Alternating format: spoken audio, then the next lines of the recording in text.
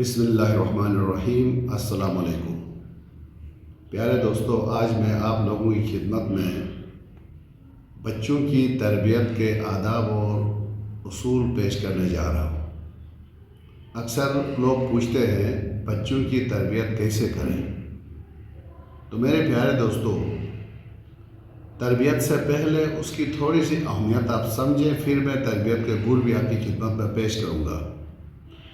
یہ بچہ ہی ہے جس نے ملک و قوم کی باغ ڈور سنبھالنی ہوتی ہے، ملک و قوم کے اہم فیصلے کرنے ہوتے ہیں، خاندانوں کی پہچان بننا ہوتا ہے۔ وہ مستقبل میں کس طرح کا مثبت یا منفی کردار ادا کرتے ہیں، ان سب کا دار و مدار ان کی بچپن میں کی جانے والی تربیت پر منحصر ہے۔ اگر تربیت اعلیٰ درجے کی ہوگی تو یقیناً وہ بچہ بھی ملک و ملت کے لیے مفید اور ترقی کا باعث بنے گا، نیک نامی کا باعث بنے گا، ورنہ ملک و قوم کو گندہ کرنے کا باعث بنے گا، جس کی تازہ مثالیں آپ اپنے ملک عزیز میں ہی ملاحظہ فرما رہے ہیں۔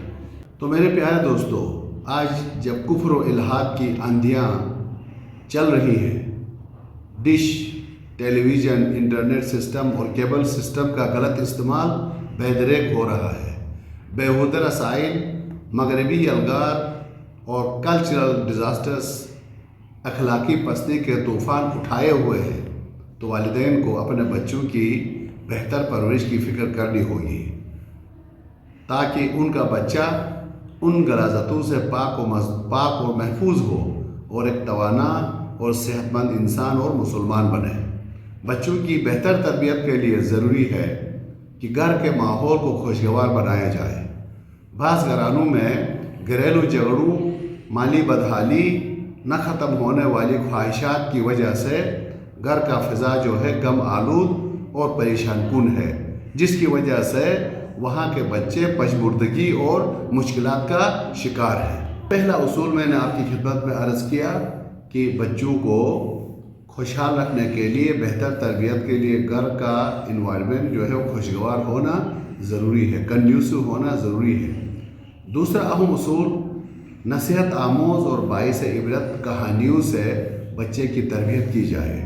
بچے قصے کہانیوں میں، لطیفوں میں بہت دلچسپی لیتے ہیں، انہیں نصیحت آموز کہانیاں سنائیے، خصوصاً رات کو گھر کے بچوں کو جمع کر کے کھانے کے بعد انہیں پاکیزہ اور بامقصد قصے سنائیے۔ سناتے وقت بچوں سے سوال و جواب بھی کرتے رہے تاکہ وہ غور سے سنیں اور آپ کا مقصد بھی پورا ہو اور وہ وہاں سے لرن کر سکے ان اسٹوریز سے۔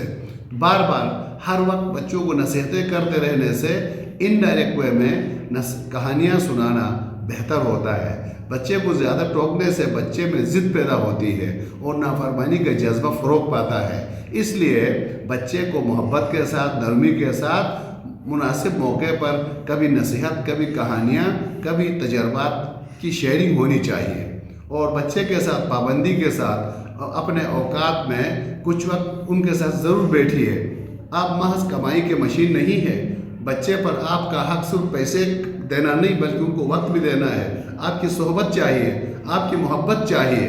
تو میرے پیارے دوستو، بات ہو رہی تھی والدین کو اپنے بچوں کے لیے وقت دینا چاہیے، ان کو سننا چاہیے، محبت دینی چاہیے، اور جو والدین اپنے بچوں کو وقت نہیں دیتے ہیں وہ بچے آوارہ گرد اور فسری پن کا شکار ہو جاتے ہیں۔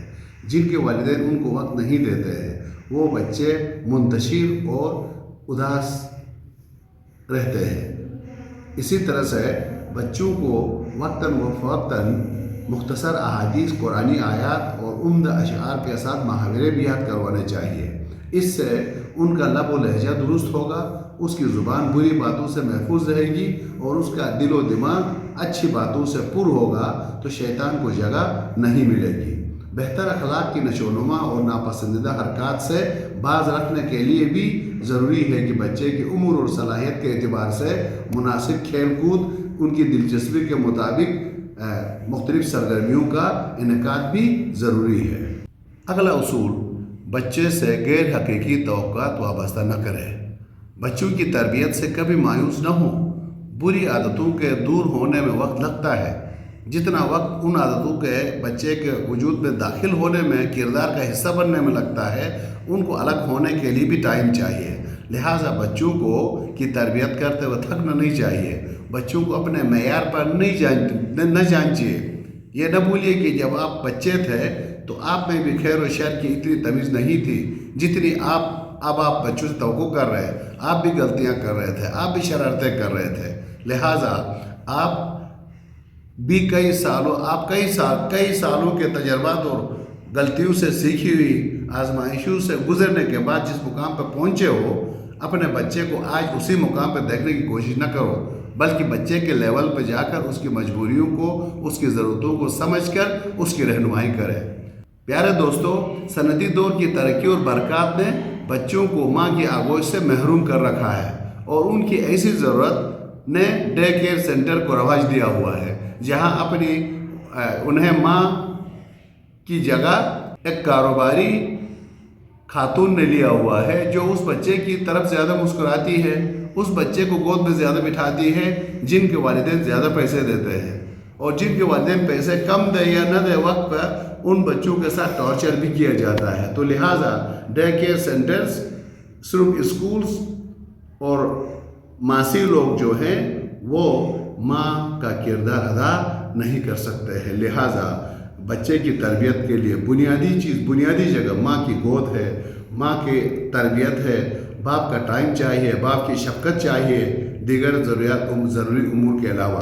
تو اللہ تعالی ہم سب کو توفیق دے کہ ہم بچے کی نفسیاتی ضروریات، روحانی ضروریات، عقلی ضروریات کو سمجھتے ہوئے، معاشرے میں بدلنے والی اقدار کو سمجھتے ہوئے اپنے بچے کو سیدھے راستے کی فطری تقاضوں کے لحاظ سے ان کی تربیت کر کے ان کو اللہ کا بندہ بنائیں اور ایک خوشگوار معاشرے کی تشکیل میں اپنا کردار ادا کریں۔